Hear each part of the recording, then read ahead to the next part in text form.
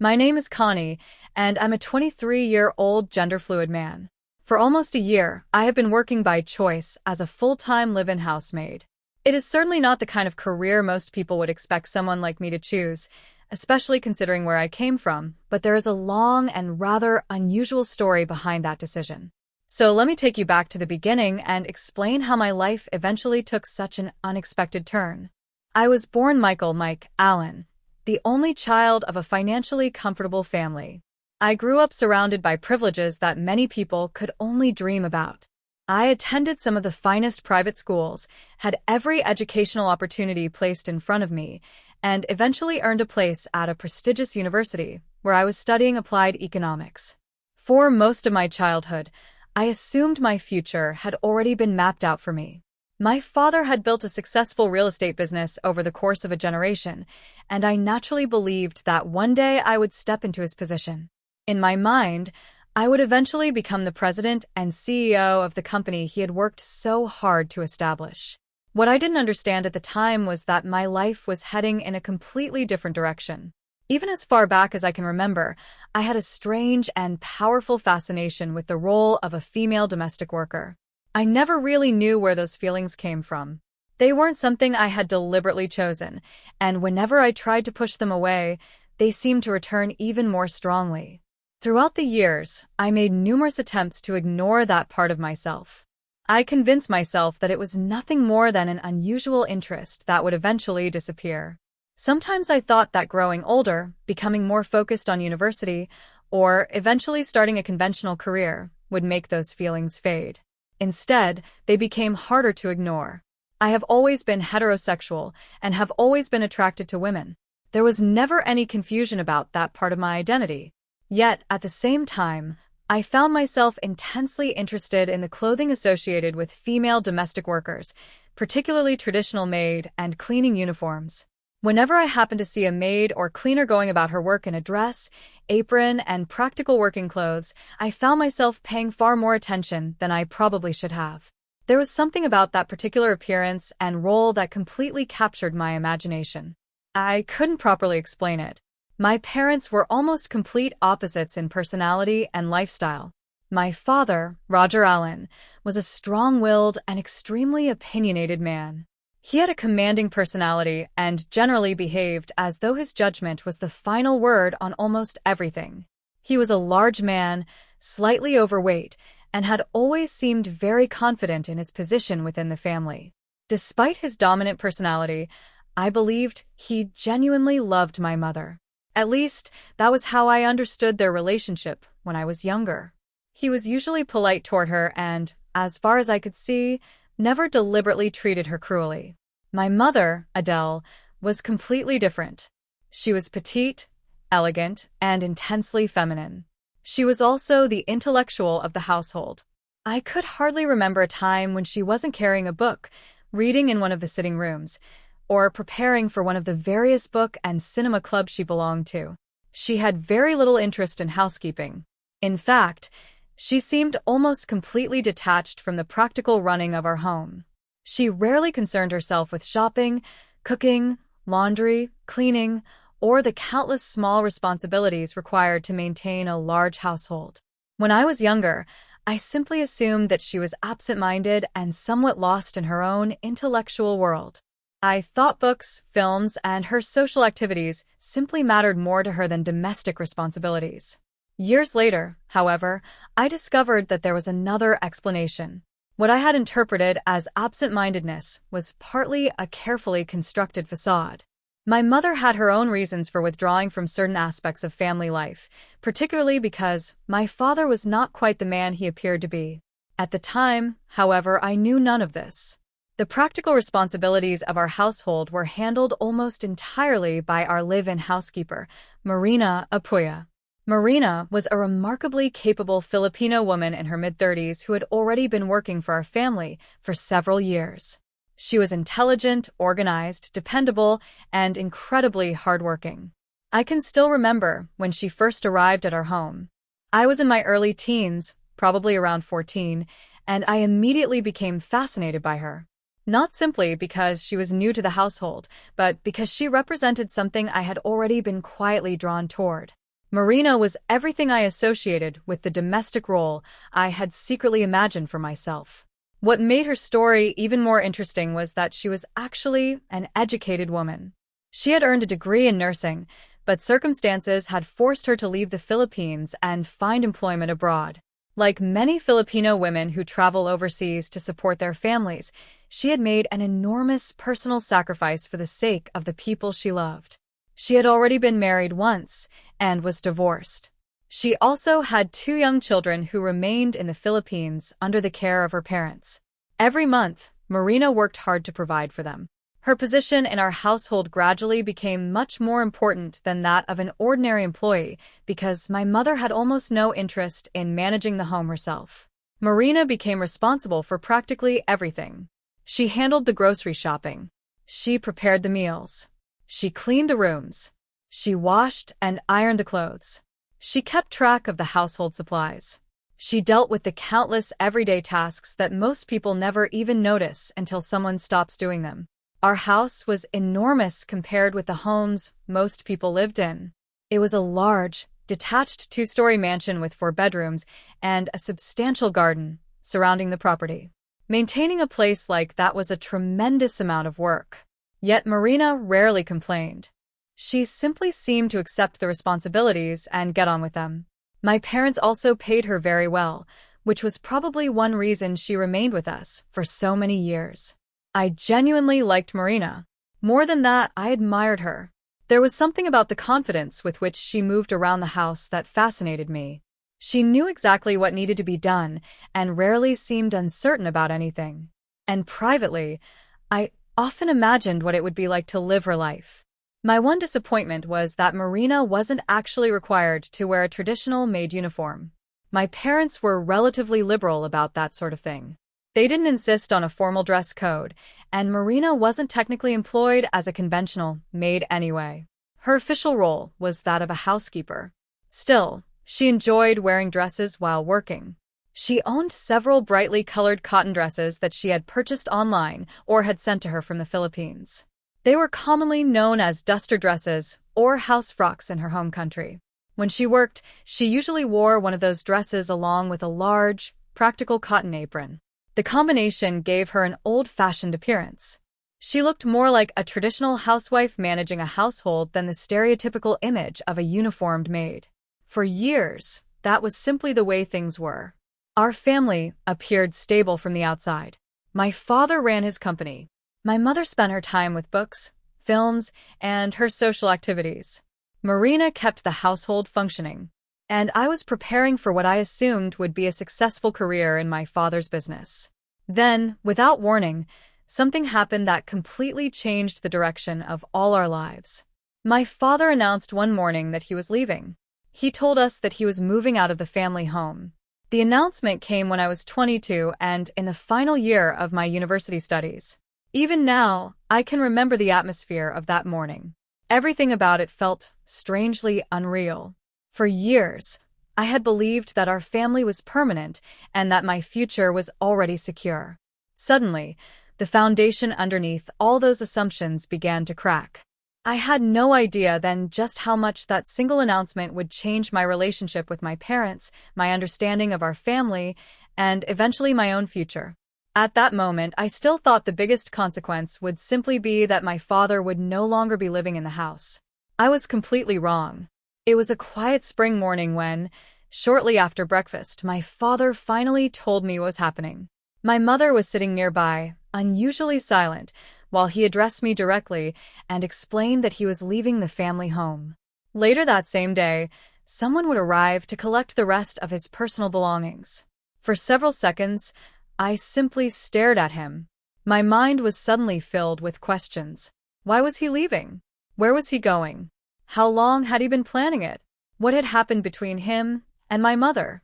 I wanted answers to all of them, but before I could begin asking, my father gave me an uncomfortable look. He seemed embarrassed by the entire situation. "Everything has already been discussed and settled," he said quietly. "Your mother will explain everything to you." That was all. There was no dramatic argument, no shouting, and no long farewell. Within minutes, he had packed a small suitcase, the sort he usually carried on short business trips, and walked out of the house. I remained seated at the breakfast table, completely stunned. What surprised me almost as much as his departure was my mother's reaction. She was remarkably calm. Once my father had gone, she looked at me and began explaining what had been happening behind the scenes. She told me that my father had been involved in an affair for some time with his closest assistant at the company, a woman named Emily Simons. I knew the name. I had heard it mentioned before, although I had never actually met her. According to my mother, the situation had been developing for quite a while. Their marriage had gradually become an increasingly unhappy and incompatible arrangement, and my father's relationship with Emily had eventually brought everything to a head. My mother didn't speak bitterly about it. Instead, she explained the practical arrangements my father had made before leaving.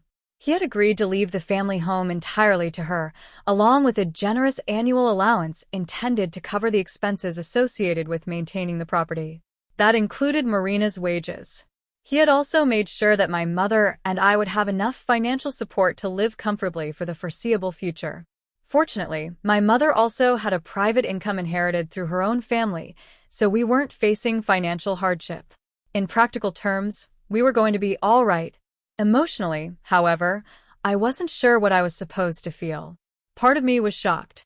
Another part was relieved. And there was something else I didn't really want to admit.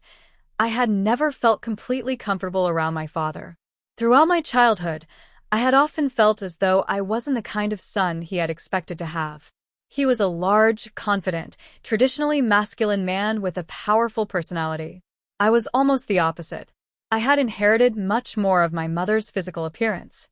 I was short, extremely slim, and had delicate facial features. There wasn't anything particularly imposing about me. At school, I had been teased about my appearance more than once.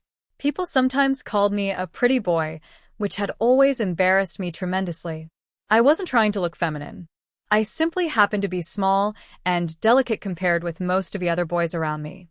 My father seemed to notice that difference too, even though he rarely discussed it directly. After he left, my mother and I remained at the breakfast table in an awkward silence. Neither of us seemed to know what to say.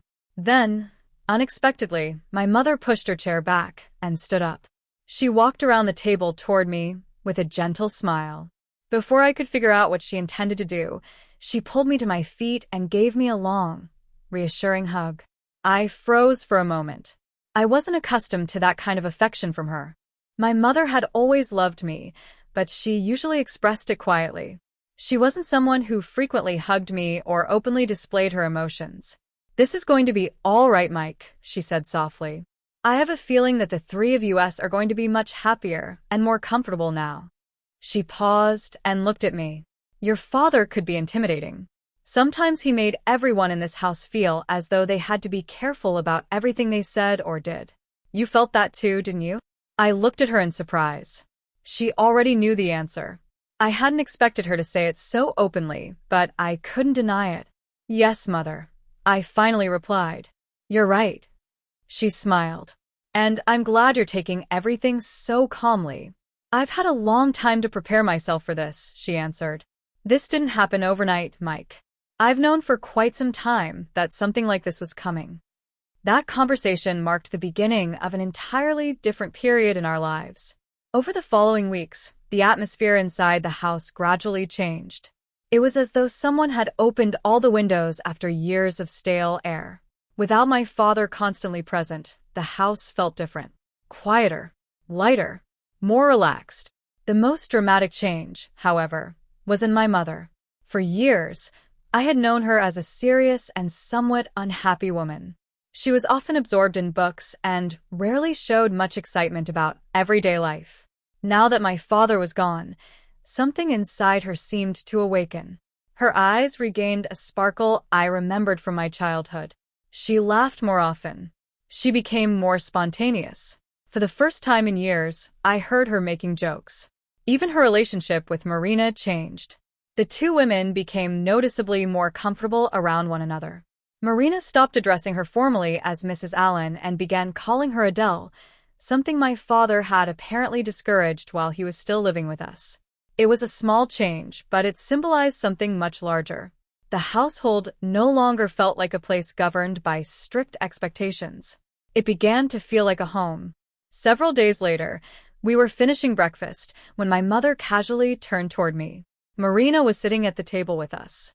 That alone was still something I was getting used to. Previously, Marina had prepared the meals and served everyone but rarely sat down alongside us. Now there was a place for her at the table, and my mother seemed perfectly comfortable treating her as part of the household. My mother took a sip of coffee before looking at me. "Mike, would you be interested in helping Marina with some of the housework?"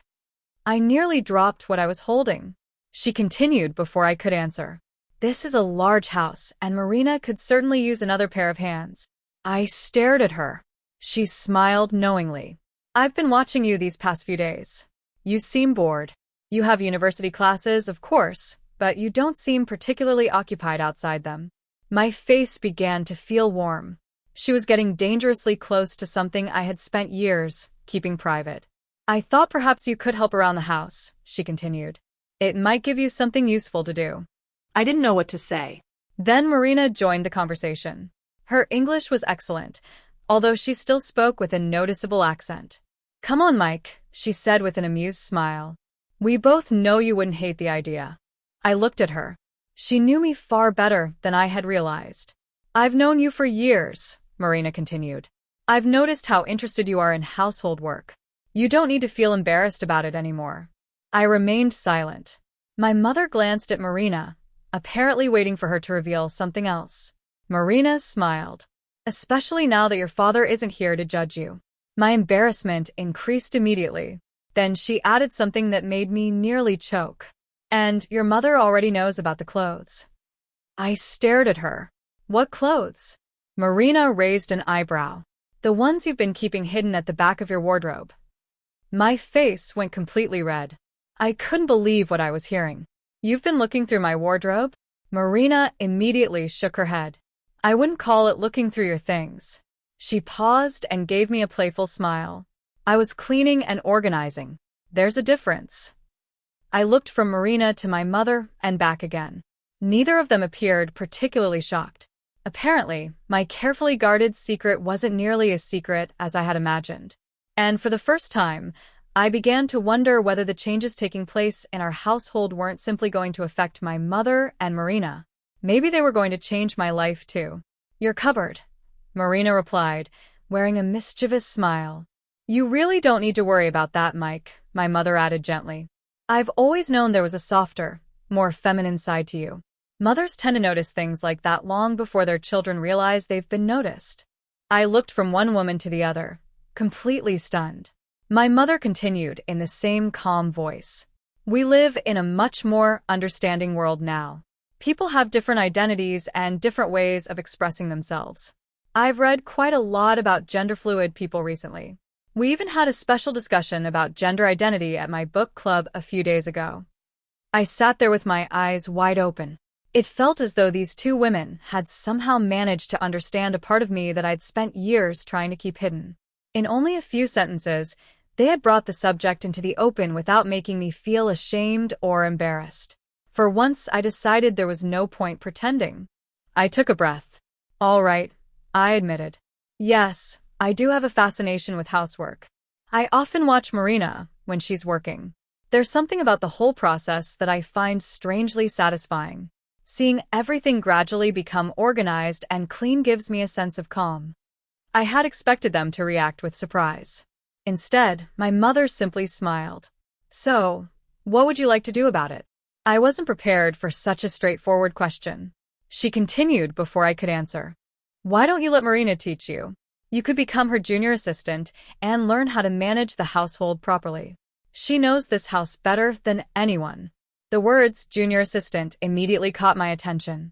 For years, I had imagined what it might be like to participate in the sort of work Marina did every day. Now, for the first time, someone was actually giving me permission to try it.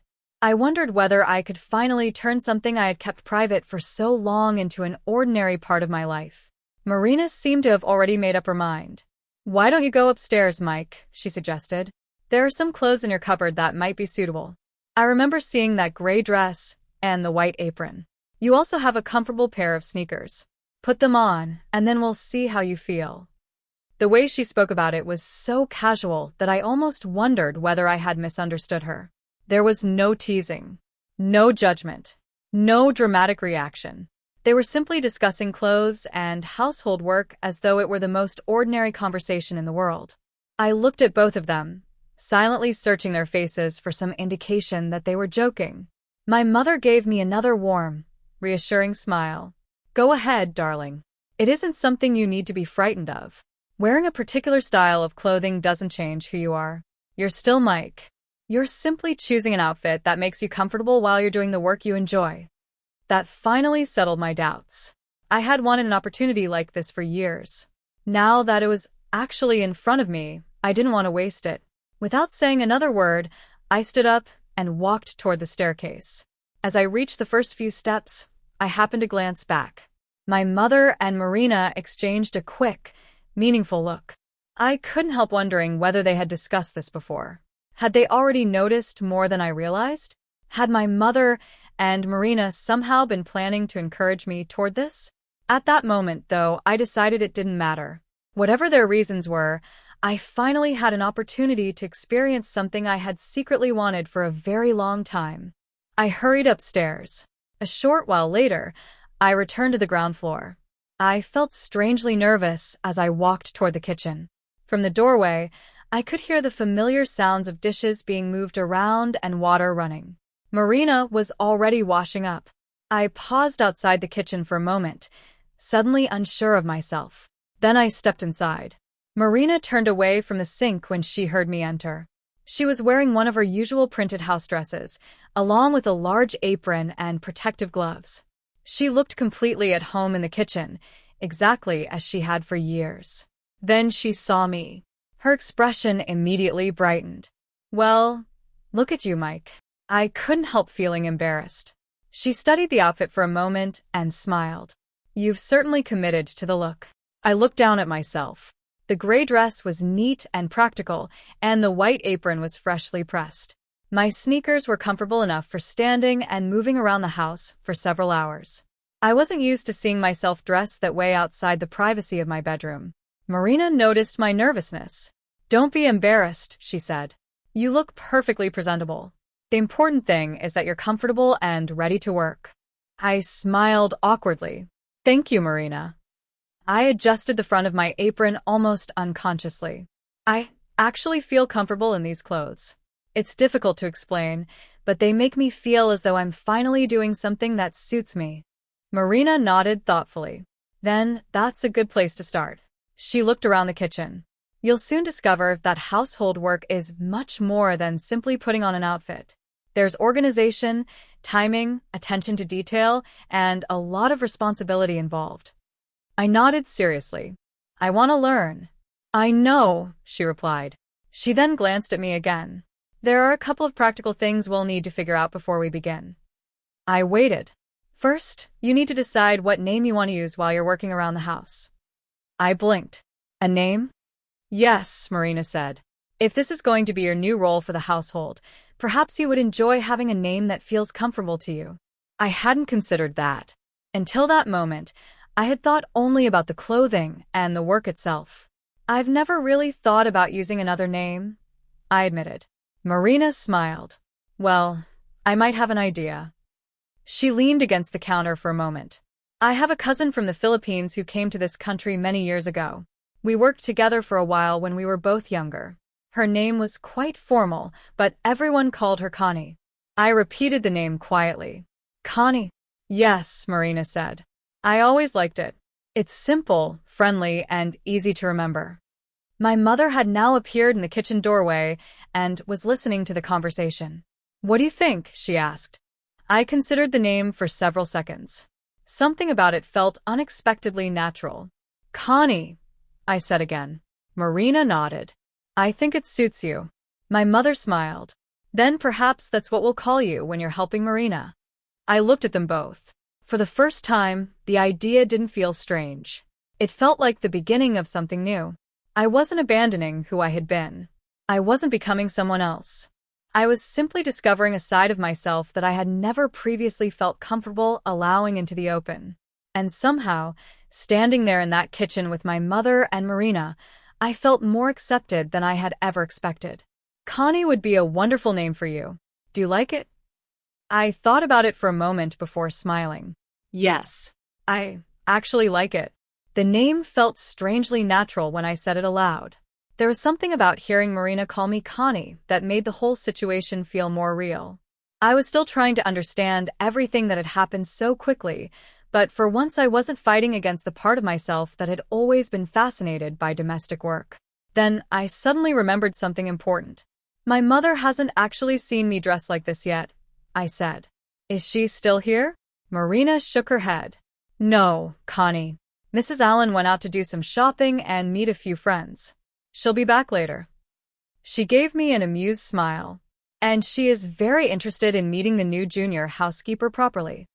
I immediately became nervous again. Marina continued.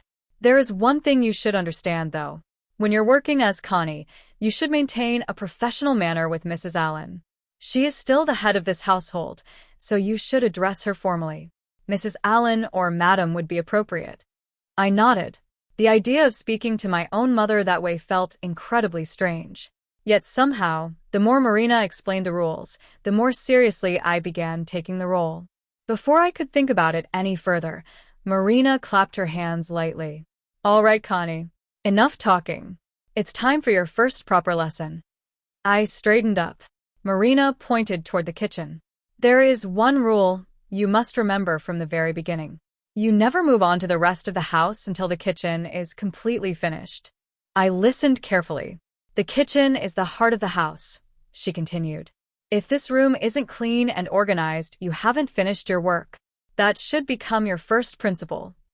She paused and then added firmly, kitchen first, bathrooms next. Everything else comes afterward. I nodded. Understood. Good. Now take that antibacterial cleaner and a cloth. Start with the counters and work systematically. Once the surfaces are finished, sweep the floor thoroughly and then mop it. She gestured toward the sink. I'll finish the dishes while you work. When you're finished with those tasks, I'll show you what comes next. Yes, Marina. I opened the cupboard beneath the sink and found the cleaning supplies exactly where I had seen her keep them so many times before. I picked up the spray bottle and cloth. And that was the moment my unusual new life truly began. Looking back, it is difficult to describe just how strange those first days felt.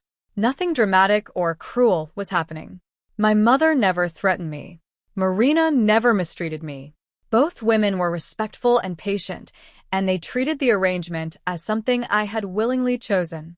Yet gradually, almost without my noticing, my daily routine began changing. The way people addressed one another changed. My mother became Mrs. Allen or Madam whenever I was working in my new role. Marina was addressed more formally as Miss Marina. At first, those habits felt artificial. Eventually, they became completely natural. I don't remember exactly when the transition happened. There wasn't one particular morning when I suddenly woke up and realized that everything had changed. Instead, it happened through hundreds of small decisions. I started spending more time helping Marina. I learned how she organized the kitchen.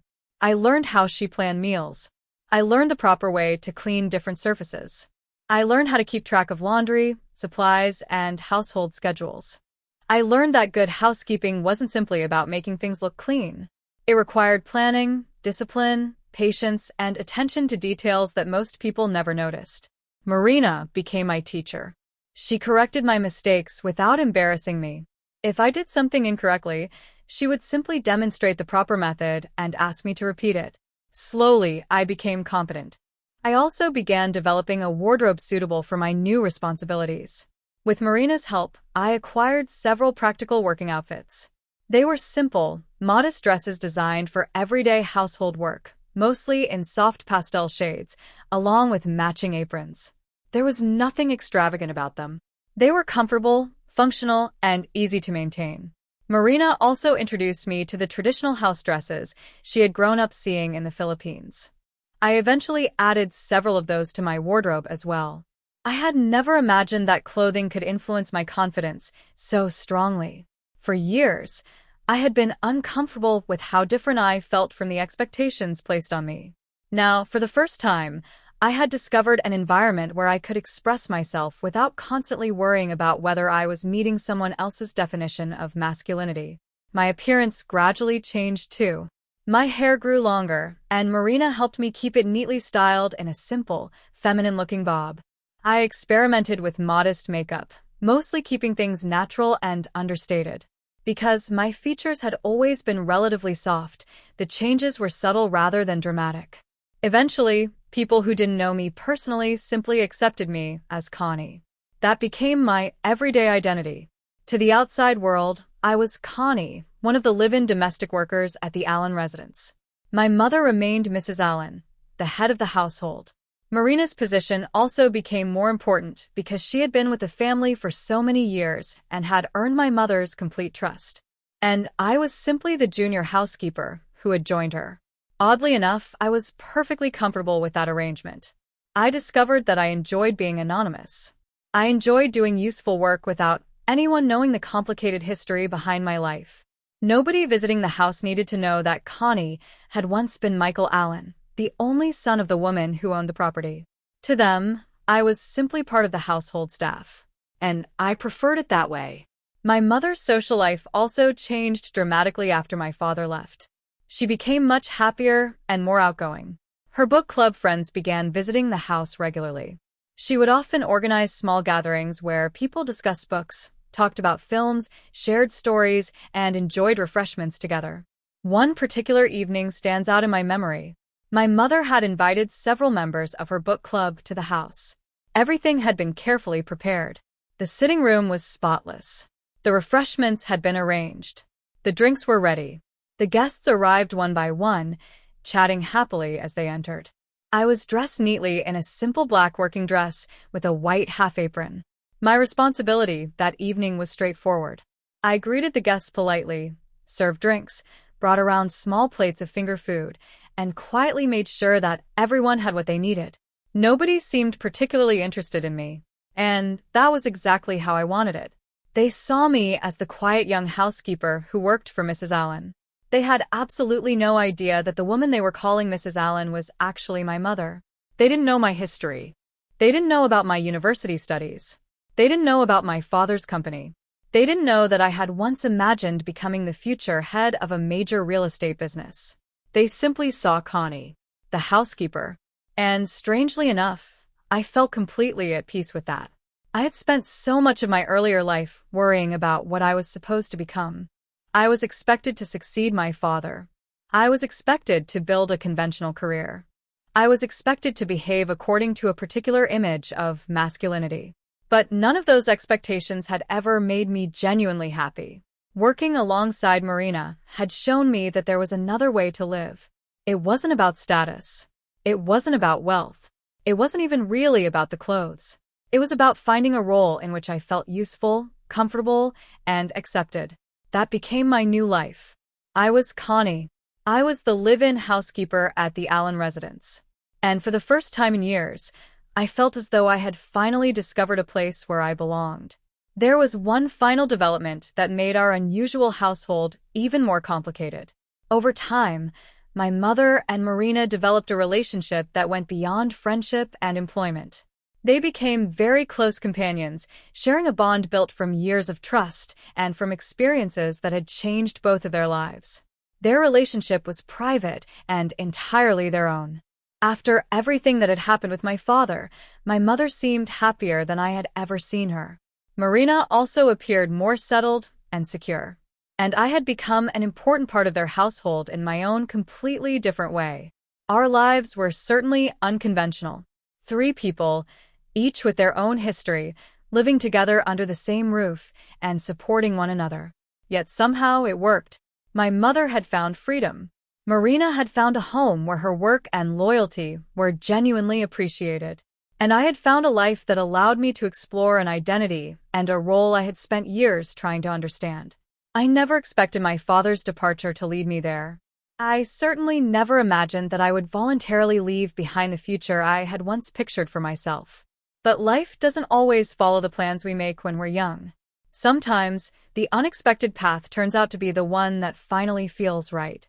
And for me, that path began with a quiet kitchen, a woman named Marina, and a simple name that eventually became part of who I was.